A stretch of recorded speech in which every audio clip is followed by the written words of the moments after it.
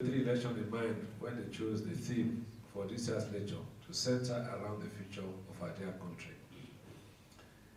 Indeed, I can say the future of Nigeria is bright. As a leader both in politics and other economic indicators, I cannot admit that our future will ever be bleak.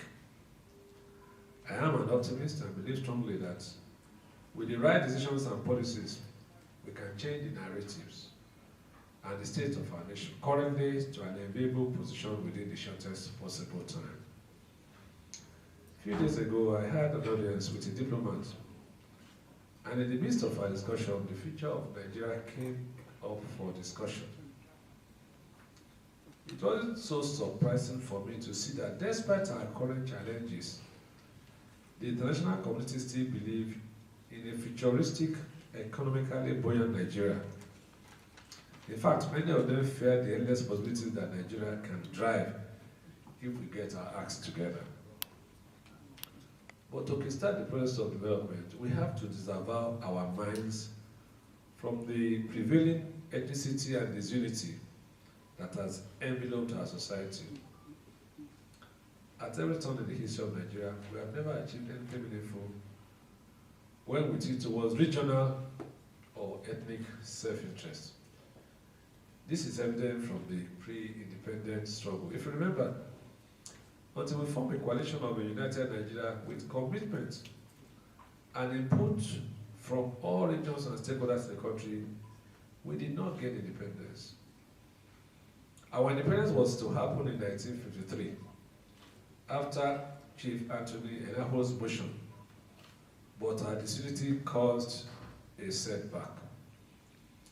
However, in 1960, we were more united and in the charge for freedom, and we got it. So for us to really develop the country, every stakeholder in the country must forego whatever bitterness they nurse. Let us admit that there have been a few missteps. Many after our independence. These were occasioned by the struggle for power, distrust among ethnic groups and regional scheming for relevance. A deep but latent one, religion seemed to be gradually creeping in. Some policies were made with parochial interest, while some were a child of necessity. Some of these decisions escalated into our present condition. The advent of democracy in the Fourth Republic was supposed to snowball us into prosperity. But while our leaders did their best, apparently it wasn't good enough. It appears that what is required for a prosperous Nigeria is beyond stylish leadership and idealism. Rather, what is most required in today's world is realism. And I believe realism is born out of experience. The realization that beyond all things we are alone, nobody is coming to save us. Nobody will provide support to us. And the gift from any country or institution is likely of a great gift in nature. Once we imbibe this belief, then we can be more patriotic and work assiduously to self-growth. For Nigeria to reach its potentials, it does not require prayers or fasting. God has done his own work for the country. It is left for us to work to ensure our potential does not become a liability. And when I talk about potential, what do I mean? Everywhere we are being told that Nigeria is blessed with some of the best brains in the world. Human capital resources that can stand toe by toe with anyone in the world. This is rightly so, and we have seen geniuses of innovations that have come from Nigerians, both locally and internationally. But apart from our human capital, God, in his infinite mercy, granted us as a nation with mineral and material resources to sustain itself. At every turn you take in Nigeria, there is an abundance of mineral resources that, if adequately harnessed, can sustain the entire country and even prosper the whole of Africa as a continent. There is not a single state out of the 36 states without a major resource of either mineral or natural. Ogun State, which I govern for 8 years, is blessed with an endless supply of limestone, bitumen, and crude oil in the offshore region. We also have enormous amount of cassava, which forms the basis of ethanol. In Zamfara, as aware, gold reigns supreme. In Nasarawa and Kogi, we have precious stones like tourmaline and emerald. In Ondo and Edo, we have bitumen, cocoa, limestone. In Bauchi, Kaduna Plateau, we have sapphire, we have ruby, we have topaz, we have garnet, tourmaline. And I remembered the tin mines in Jos, for instance. Our potential remains untapped despite having one of the highest gas deposits in the world.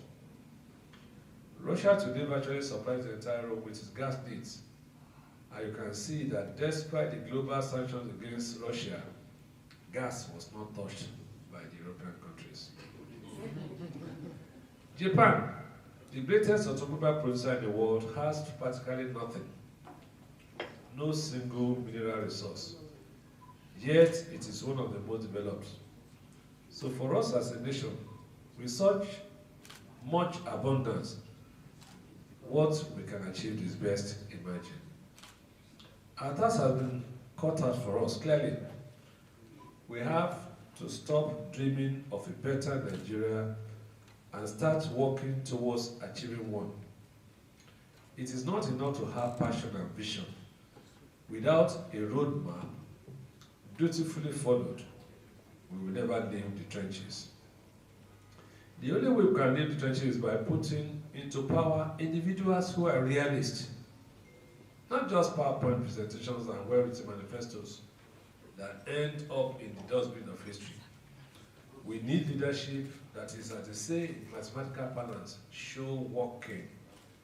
Anybody can write and make promises, but we have to be intentional in ensuring that we let those who know how to bring to life these visions. If someone promised to create television, don't just clap. Ask a question, how they intend to create television. But again, we will have lost the morality to question our leaders properly if we continue to indulge the menace threatening our democracy today. It is called vote buying. It is impossible to sell an item and still we to dictate to the buyer how to use it. Once the boat is purchased, you have sold. And so you cannot ask how they use what you have sold. Nigerians have to realize that the only way to see a developed Nigeria is to ensure that they vote with their brain and not their stomach. A night with hunger, I believe, is far better than 4 years of pain and struggle. The next election offers us an opportunity to rewrite the destiny of this country. The decision we make next year will be with us for arguably another 8 years. That is long enough to make the country better or to make it worse.